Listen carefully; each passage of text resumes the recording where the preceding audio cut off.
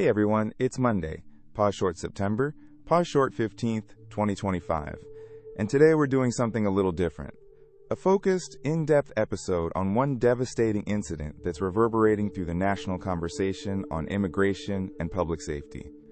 This is a special long-form episode because the stakes are high, the facts are still taking shape, and the political response is already shaping policy debates that affect thousands of families across the country.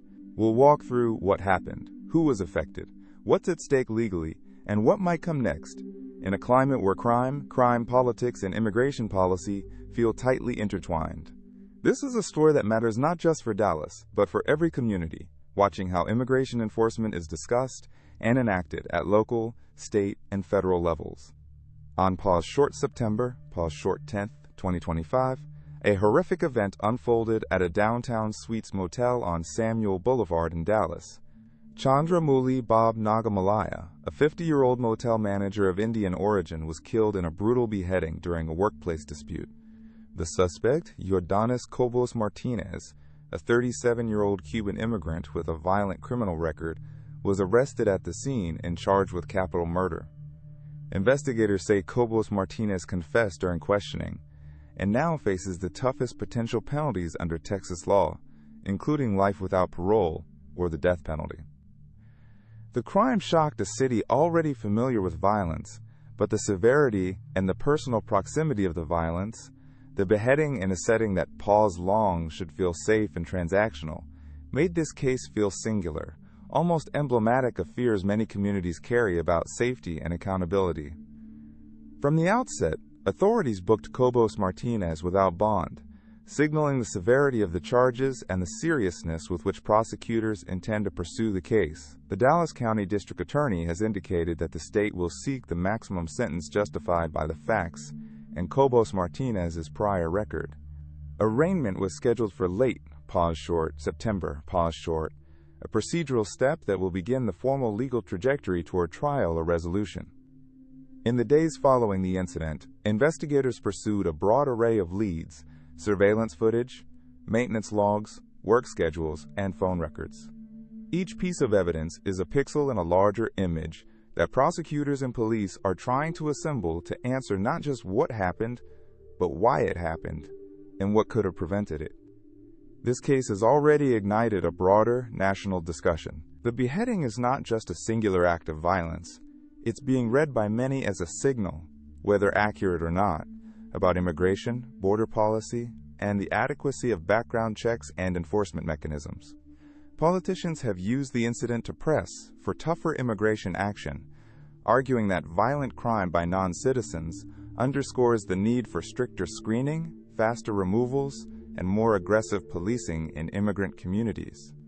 Critics, meanwhile, urge caution, reminding audiences that crime is often a function of a wide set of factors: economic stress, access to social services, integration challenges, and that policy responses, pause long, must balance public safety with due process and humanitarian considerations.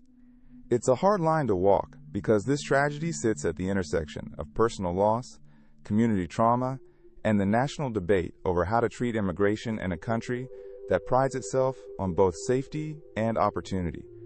In terms of who's affected, the most immediate loss is felt by Nagamalaya's wife and son, who witnessed the violence and now live with the consequences of that trauma. Immigrant communities, already navigating concerns about discrimination and surveillance.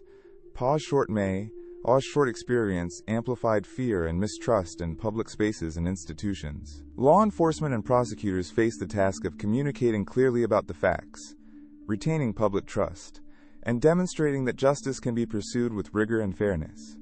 For policymakers, the incident places a spotlight on the practicality of existing enforcement tools, the effectiveness of preventative measures, and the societal costs of unchecked violence.